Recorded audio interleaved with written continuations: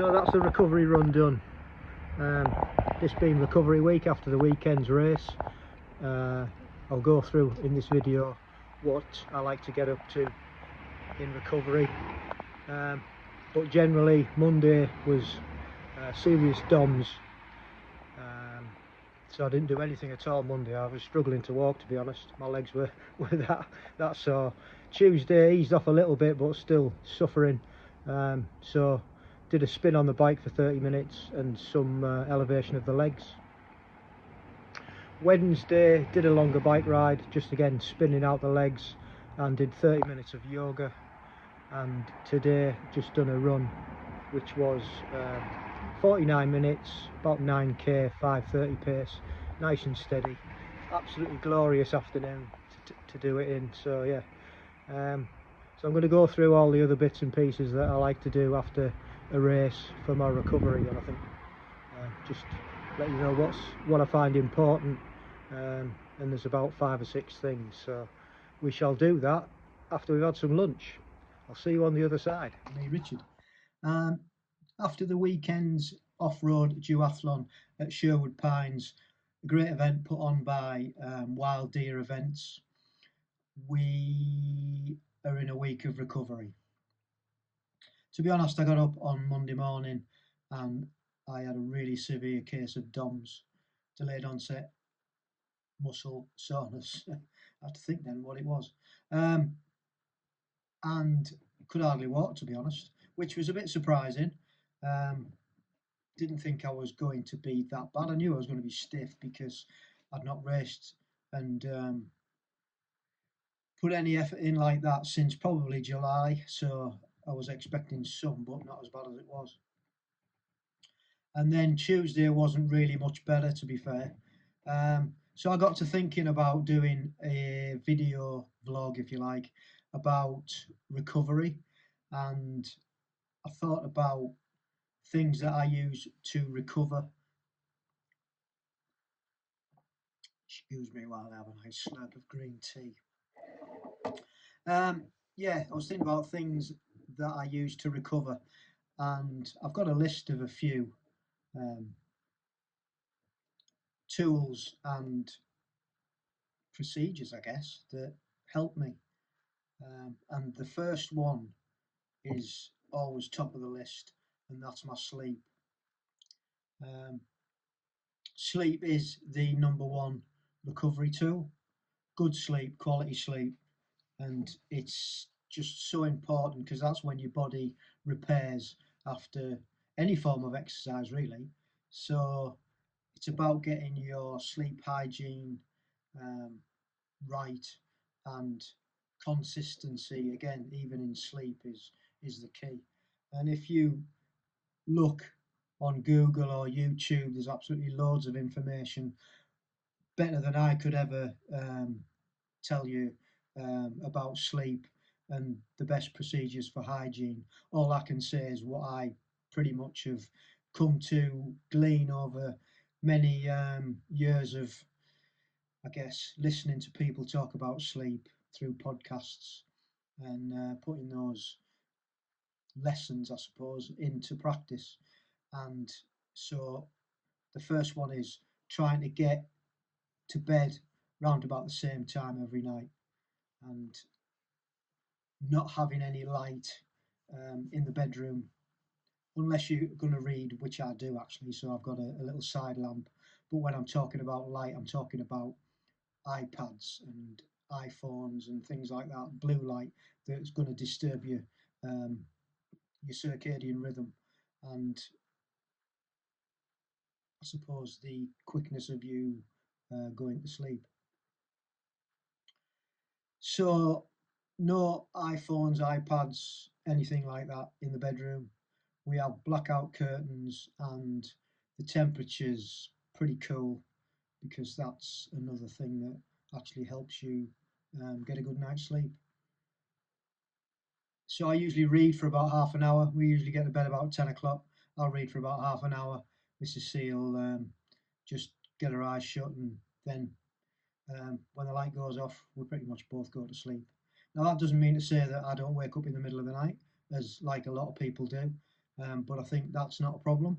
It's about being able to go straight back to sleep if you have to get up in the middle of the night, and that's what I try to do.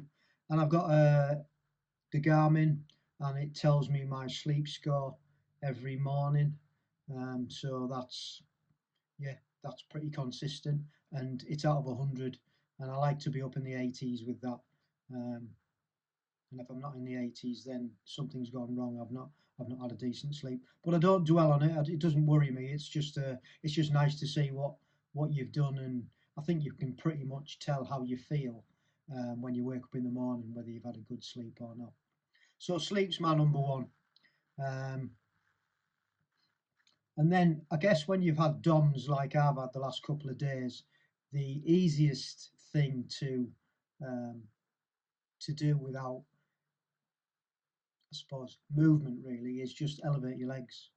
And that's another big one for me, trying to get my legs up against the door or a wall and just um, lie there for 15, 20 minutes and just flush out the toxins. It's supposed to be a little bit like the Normatec boots that people buy. Um, Flushes out the toxins, similar sort of thing, but it's free. You just put your legs up. I've never used the Normatec boots, so I don't know what they're like, but I do find that elevating the legs does work. So that's my number two. Number three is yoga or stretching. If you're not into yoga, stretching, and I like to try and do yoga twice or maybe 3 times a week, um, and it consists of being about 15 to 25 minutes, 30 minutes if I've got time. And I've got a routine that I go through, starting off at the ankles and all the way up through the legs, through the body. Um, it takes me about, if I do a full session, it's about 30 minutes, and it feels really good. And I think my flexibility has benefited from doing yoga 2 or 3 times a week. The next one is massage gun.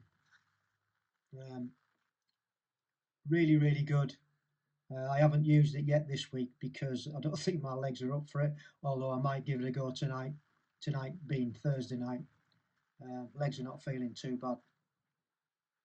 So yeah, the massage gun is a game changer. We've had it now for several years. Don't use it enough, to be honest. Should use it a lot more. But very valuable piece of kit. And the next one is the foam roller, similar to the massage gun, but you can really get into the and move the muscles about um, when you're on the roller. It really, really does help. And I did read somewhere that if you use the roller before you actually go and exercise, it's helpful to the muscles. So I've been doing that a few times as well. And then my final one is a biggie. It's our hot tub. Um, Love the hot tub. After being doing some serious training to jump in the hot tub, um, not only the heat is really nice on the muscles, but also the jets. You can actually just lie there and get a massage from the jets because they're quite powerful, to be fair. Um, so those are my 4 or 5. I can't remember. So what have we got? We've got sleep, number one, and then elevation of the legs. We've got the massage gun.